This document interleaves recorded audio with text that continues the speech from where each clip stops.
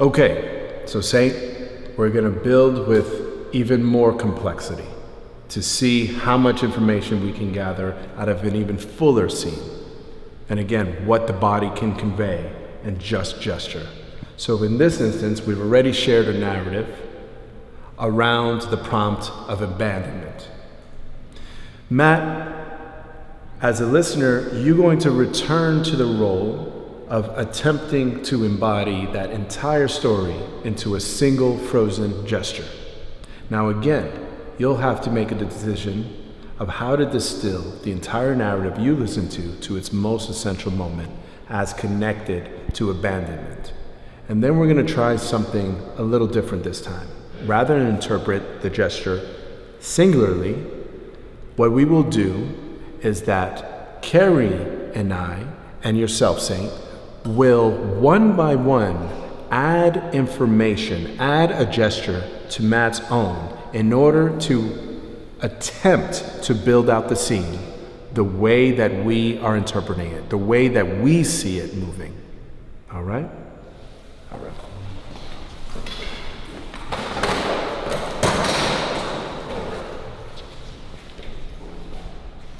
Okay, interesting.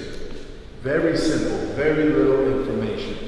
Now, okay, Matt, freeze as best as possible and try to take this in. Now go back to week 1. Look at every piece of information that this body language is attempting to convey.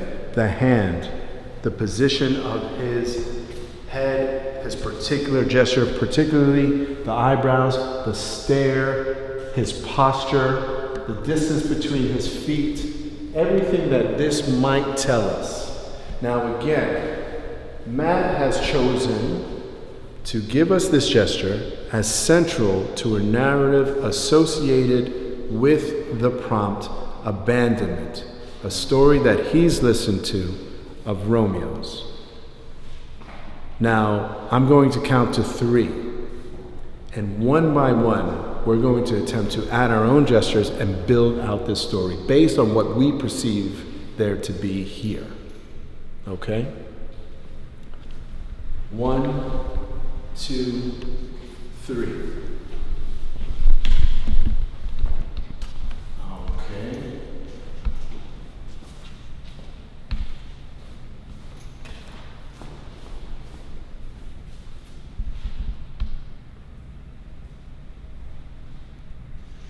Now, similarly to week 2, we're going to go through, Saint, and try to describe why we are doing what we're doing, and in that, what role we're filling and what's going through our mind. So, Carrie, I'll ask you to go first. I would say I'm someone on the block, and he's not from around here, or he probably have beef, or he's coming to cause trouble, and, you know, I'm the nigga he gotta see. Okay, Yeah. got you. I'm along your lines. I'm with you. I think there was or is going to be a confrontation here, and I'm sizing him up. And there's something about that hand that tells me he's somewhat ready for the confrontation. Saint, how about yourself? Well, what's going in my mind, I guess, is that I don't mess with this guy. I don't care about him. You don't care about He doesn't exist to me in this moment right now. And do you have a relationship with him? Are you friends or anything like that? Strangers? I did have one. Okay. Like he could have been my friend, but in this moment, no. Okay. Okay. Let's take it in for another moment. Freeze.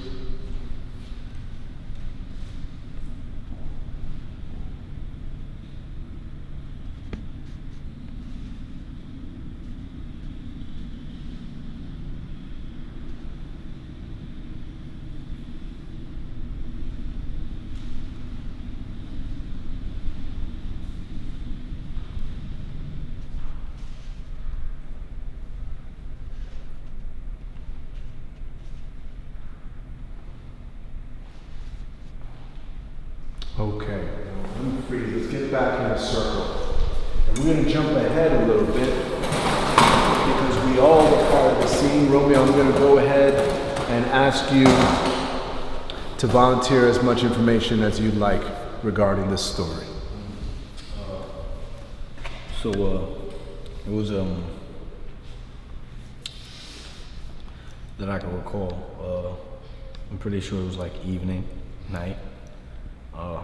Me and three of who I now know as associates and people who I know, who I thought were friends.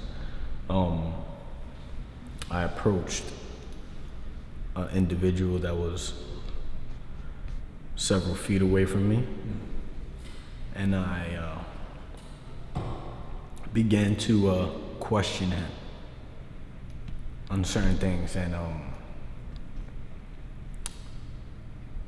once I do that, his friends and his people start, gathering around me, and I'm not worried because I'm like, at the time I'm like, yo, I got my boys with me, like we just gonna ride out, like whatever happens is gonna happen, and that moment I look over my shoulder and then like they're gone, like they're ghost down the block, and here I am faced with the situation that I've caused, thinking, having faith in my so-called, who I thought were friends at the time.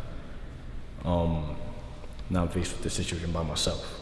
So I stay, like it's either fight or flight, and I chose to stay there and fight. I didn't back down, and I took care what I started, basically. And I took my butt whooping, but I stood there and I stood my ground. Yeah, I chose my pride, basically. And does it escalate from there? Does the scene get ugly? I mean, yeah, definitely. Once I noticed my guys are down the block, just gone. What I had to make decision of was, do I punch him first or wait till he punches me?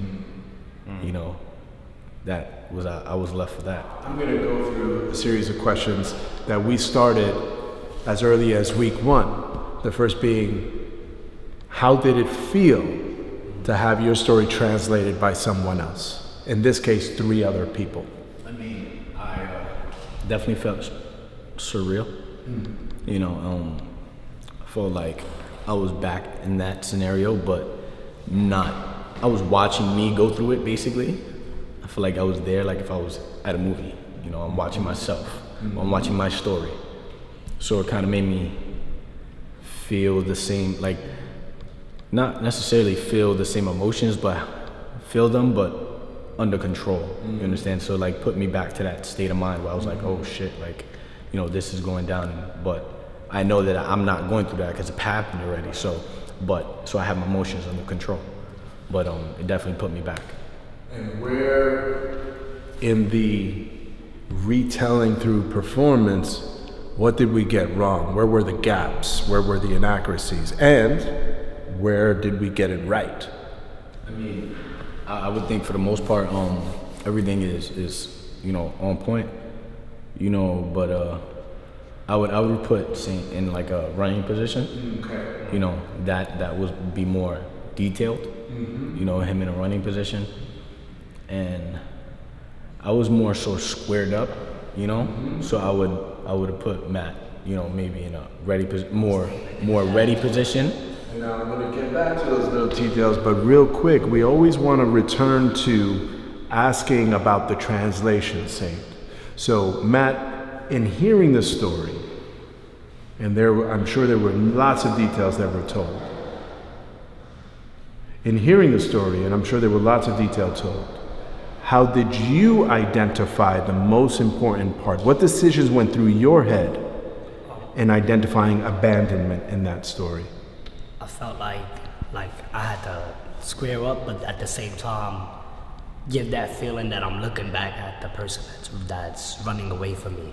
So why? That's why I kept up, because it's abandonment. Like you came with me and now you're gone. You're all the way down there and I'm just looking like this, like where you at with these 2 people in front of me.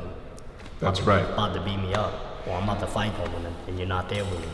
That's crazy because when I saw your face, Yeah, like I interpreted it as like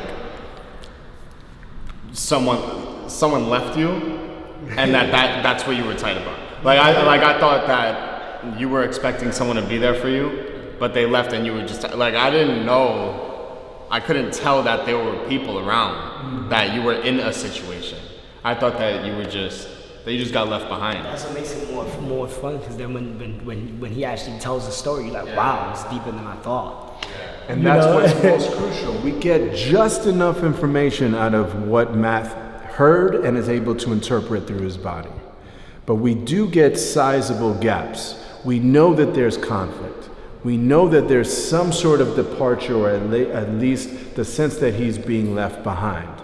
But in the capacity of the details, we start to miss a really important sense of what this person is going through. We don't know precisely that these are friends. And we don't know that it's more than one friend. We're not able to translate that within the image. We don't know that he's surrounded by people that are threatening him and that go on to cause him harm. And while we're able to get down to the essence of that story, let me ask you, Saint, in those missing details, in the bigness of the story, what is it that we most miss in his rendition of his own narrative? The connection to those people, the expectations that he had out of them, the deception of them running away. That's absolutely right. That's why I felt like the look was the most important, because it relates to most about the people he was around more than the people that was trying to hurt him.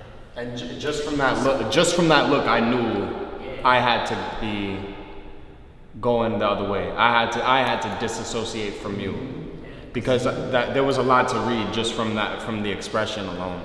So wouldn't you say also what I think we always miss, or what we try not to miss, is we try to, like, when we are allowed to place ourselves in the story without any, like, I would say without any knowing of who you are, we take in, like when we sing Matthew, we took on a lot of things where we either sing these type of situations or are related to the situation, so that's when we placed ourselves in, like, oh, I relate to this in this way. So it's like, in my mind, I went to, like, if I'm in the hood, when I see niggas standing like this, I think if he getting sized up by somebody, he's gonna fight somebody in front of him, obviously. And then when you came up on side of you, obviously, that's like what Sean sees in Queens, you know, and niggas in ready to fight, this is what I see. And like I said, Saint got the relation that he was been left behind because he's seen him on the side. So he's like, okay, I've seen this before, I know how this looks, so I'm gonna place it. But yeah, it's just like we try to relate to what. We always dial back into what we see or what we perceive as familiar.